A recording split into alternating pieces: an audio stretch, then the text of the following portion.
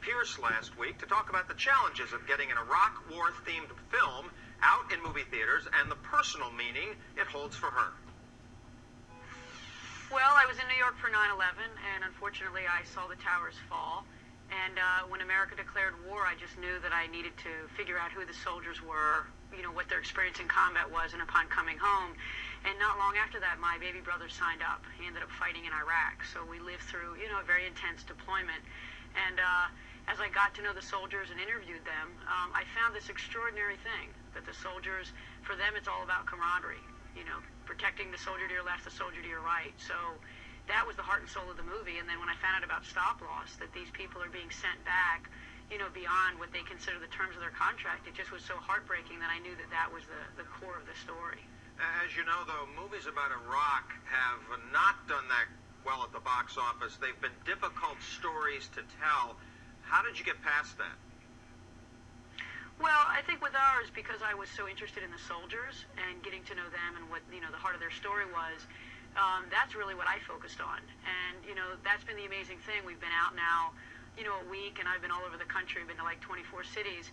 And over people just keep saying, you know, I love the movie and I love that it's emotional. I love that it's about relationships. So our movie isn't really an Iraq movie. I mean, certainly they fight in Iraq, and that helps you understand them. But the core of the movie is about coming home and about the relationship between the men. How did you get MTV Films involved? Well, it's interesting. I wrote this movie with Mark Richard, my co-writer. We wrote it on spec. We interviewed soldiers, and we took it to Paramount, and they greenlit it as a, you know, greenlit movie. They bought the script. After we had made the movie and we were previewing it, MTV, who's connected to Viacom, they saw that, you know, it appealed to really all four, they call it the demographics, the, you know, older and younger men and women. And they said that it especially appealed to a young audience, so that's when they came in. And, you know, they've been fantastic because they can access that audience, you know, in some ways differently than other people can. Why was it so important to get this film out there, this story out there?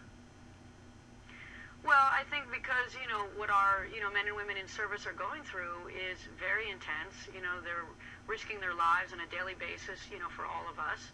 And they're fighting so hard, and it's time for them to come home and get on with their lives. I mean, it's such a moving, emotional story. And I, especially being military family, it meant so much to me to bring their story to the big screen. Is it fair to call it an anti-war movie?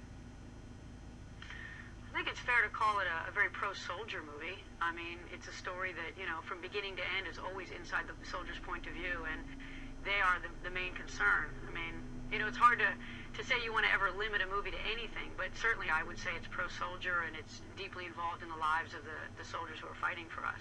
What about the other side of the story, though? You know, there are soldiers who do want to continue fighting. What about that side of the story?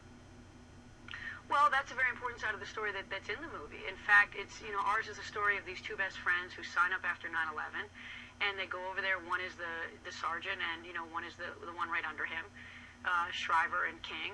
And, you know, they have this profound experience on this mission that really changes them. And, you know, one of the guys comes home, Sergeant King, and, you know, as he says, I did what I had to do for the time I had to do it, and I want to move on.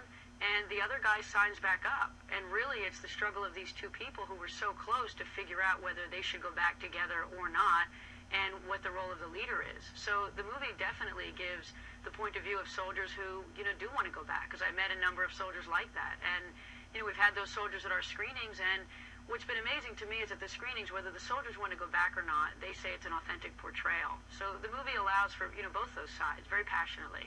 All right, Kimberly Peirce, the director of Stop Loss, thank you for joining us this morning, and good luck with the film. Thanks. It's been a pleasure.